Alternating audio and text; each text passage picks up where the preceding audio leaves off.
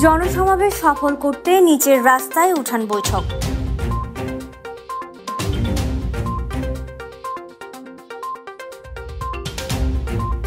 দ্রব্যমূল্যের ঊর্ধ্বগতি রোধ, আইন শৃঙ্খলার উন্নতি, পতিত স্বৈরাচারের দোসরদের বিচার ও দ্রুত গণতান্ত্রিক যাত্রাপথে উত্তরণের জন্য নির্বাচনের রোডম্যাপ ঘোষণার দাবিতে আগামী 20 ফেব্রুয়ারি অনুষ্ঠিতব্য রাঙামাটি জেলা বিএনপির জনসমাবেশ সফল করতে এসপি অফিস সংলগ্ন নিচের রাস্তা এলাকায় উঠান বৈঠক করেছে জেলা বিএনপি। বৃহস্পতিবার রাতে ট্রাক মালিক সমিতি কার্যালয় প্রাঙ্গণে আয়োজিত উঠান বৈঠকে প্রধান অতিথি ছিলেন জেলা বিএনপির সাধারণ সম্পাদক অ্যাডভোকেট মামুনুর রশিদ মামুন। সাবেক কাউন্সিলর আব্দুল মালিকের সভাপতিত্বে বিশেষ অতিথি ছিলেন জেলা বিএনপির সাংগঠনিক সম্পাদক সাইফুল ইসলাম শাকিল, কৃষক দলের সাধারণ সম্পাদক রবিউল হোসেন বাবলু, যুব দলের সাংগঠনিক সম্পাদক ইউসুফ চৌধুরী, জাসাস সভাপতি কামাল হোসেন, মহিলা দলের সাধারণ সম্পাদক সালেহা আক্তার, পৌর কৃষক দলের সাধারণ সম্পাদক আল মামুনের সঞ্চালনায় সদর উপজেলা কৃষক দলের সাধারণ সম্পাদক আঙ্গুর মিয়া, পৌর কৃষক দলের সিনিয়র যুগ্ম সম্পাদক জুয়েল মিয়া,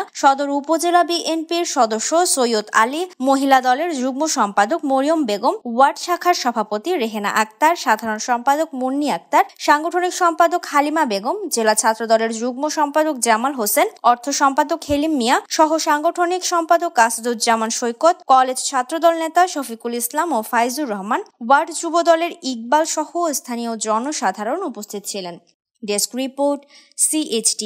TV।